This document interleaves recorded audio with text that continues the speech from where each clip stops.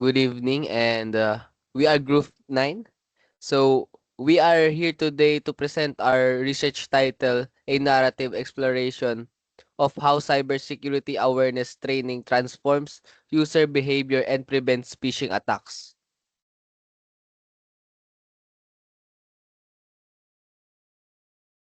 Nowadays, cybersecurity is a very serious matter which is a beyond the scope of the technical experts alone. It has become a matter of concerns for all users of internet, whether the users are students, workers, or private individuals. Out of the cyber threats, phishing is still one of the most persistent and harmful. On the study of Kumar stated in his work that globally phishing attacks are still primary causes of the data breaches and they bring about financial loss. The attack arise from the exploitation of the human behavior such as perpetrators tend to target individuals from them to willingly give the sensitive information such as password, personal identification numbers, or financial details. The major point that lead to our investigation is the fact that the research acknowledged that though technology can offer security in various ways, the human factor is the most often the weakest link. If the user are not properly trained or an ignorant of the cybersecurity risk, they will most certainly be victims of phishing attacks. It is very important to know how training in awareness can affect user behavior so that prevention can be planned effectively. The background of the study turns around providing reasons of an urgent call for educating people in cybersecurity. Since more and more people are turning to the digital platforms, they are getting exposed to a multitude of threats while even the most secure tools are not enough. A well a well thought out of cybersecurity awareness program which is essentially aimed at giving users the right knowledge and skills in threat detection and avoidance in gradually becoming the most important weapon against phishing assaults. And this is our research questions. What are the long-term effects of cybersecurity awareness training on the user behavior and phishing attacks prevention? What challenges do people continue to face in recognizing and avoiding phishing attacks even after training? Does repeating cybersecurity training regularly help maintain its effectiveness?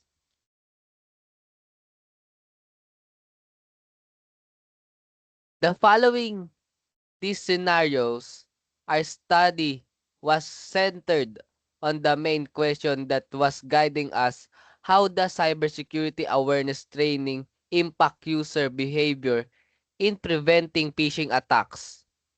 We were primarily interested in null knowing which elements of the training, the number of session, the degree of involvement, or the type of content contribute most to the user adopt the safe online habits.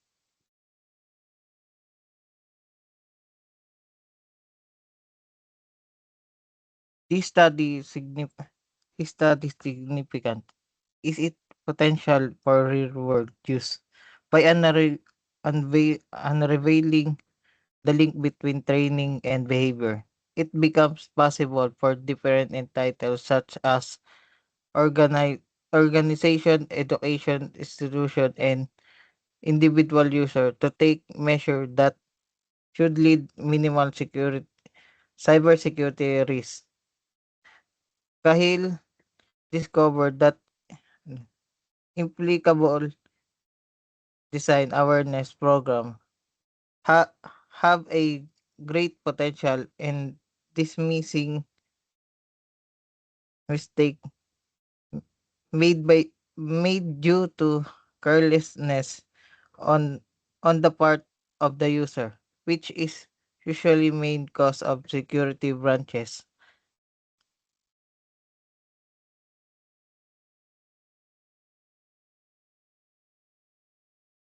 Present study related to cybersecurity awareness, training and impact on the user behavior in preventing phishing attack. The literature showed that awareness training is important, but it must be continuous and practical to be effective because phishing techniques keep evolving. Many research also point out that human behavior is a major weakness in cybersecurity, as user can still trick by phishing scam. However, most studies focus on technical data and do not explore real user experience. This gap support that need for our study, which aimed to understand user behavior through a narrative approach.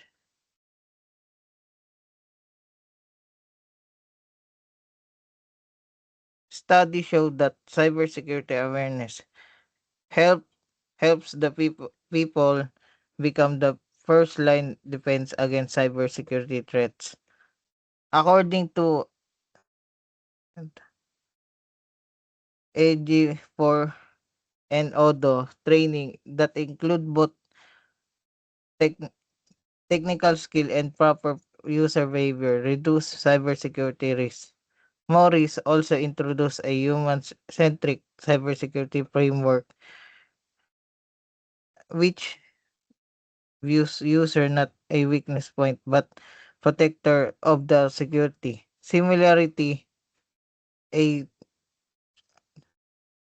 2022 study from the ano, Rejet Journal explained that personal training, which a feedback help user training identify and avoid phishing attack. Overall, this study agreed that cybersecurity training should be continue at adaptive and focus on the real human behavior to create long-time protection.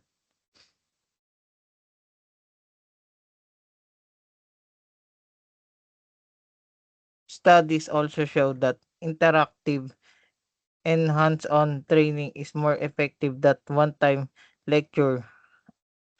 Ahmad Ahmadyan found that gamified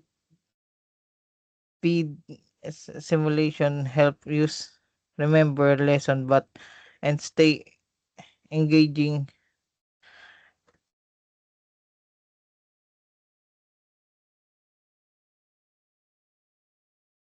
Yuval and Yusuf also report that regular training reduce chance of user clicking phishing links.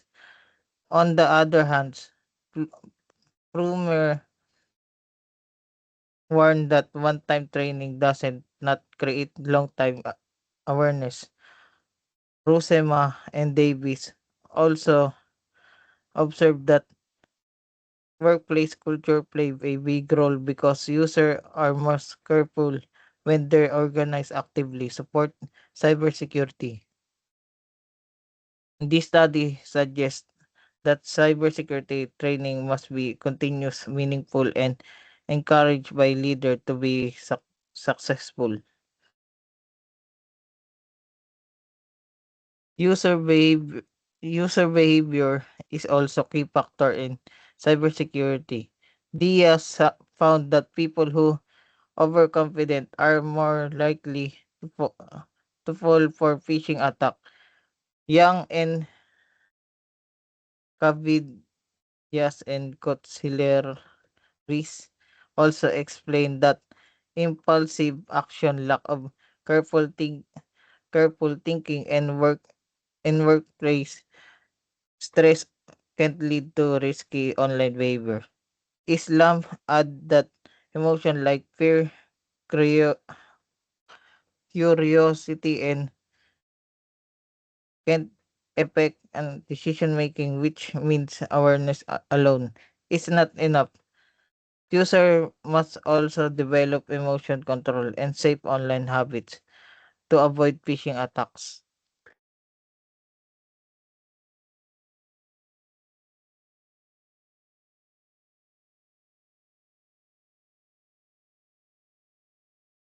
Overall, the reviewed literature affirms that cybersecurity awareness training contributes significantly to reducing phishing risk and promoting cautious online behavior. However, persistent gap remains between awareness and consistent behavioral practice. As noted by Banjo 2024 and Prumar et al. 2024, users tend to revert to unsafe digital habits over time, particularly in the absence of sustained intervention. Consequently, scholars emphasize that awareness initiatives must be continuous, interactive, and reinforced through simulations and feedback mechanisms. This perspective aligns with the findings of Bada et al. 2019, who assert that regular reminders and repeated exposure to training materials strengthen retention and encourage long-term behavioral change in cybersecurity practices.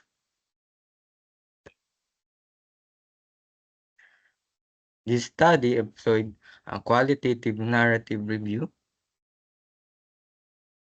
approach as stated by Creswell 2018. Narrative research is appropriate for examining personal experience and behavioral changes over time, which aligns with the focus of this study on user responses to cybersecurity awareness training. The review utilized research materials published between 2022 and 2025 that discuss cybersecurity awareness, phishing prevention, and user behavior. Only studies that emphasize human behavior and decision making in cybersecurity contexts were included.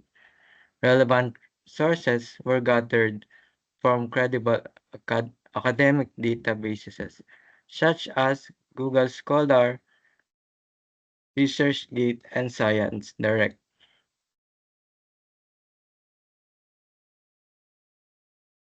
Sources of data and analysis. This study made use to two types of sources. The primary sources included case studies and first-hand reports from individuals who encountered phishing attempts even after receiving cybersecurity training. Meanwhile, the secondary sources consisted of published journal articles, organizational reports from agencies such as CISA, Kaspersky, and IBM, as well as government publications related to cybersecurity. The collected data were analyzed using thematic analy- analysis to identify common patterns in behavioral change among users.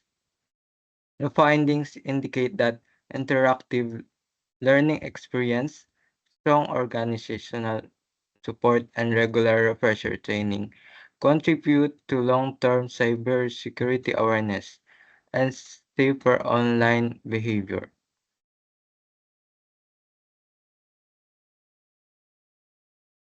Ethical considerations.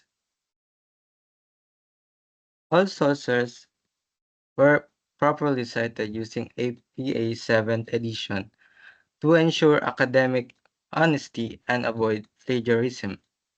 The researchers respected original authors' findings and only used verified and peer-reviewed sources. No falsified data or unverified materials were included.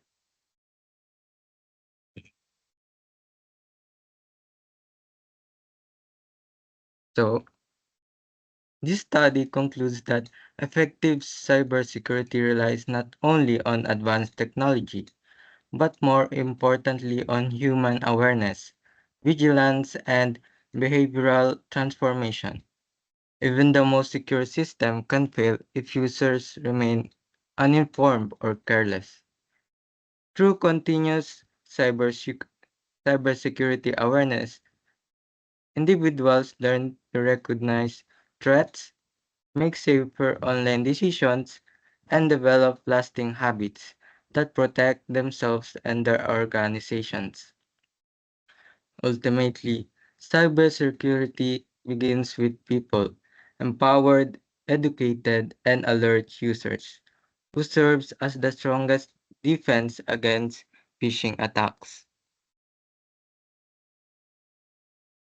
And that's it. Thank you, and that concludes our presentation. Thank you so much.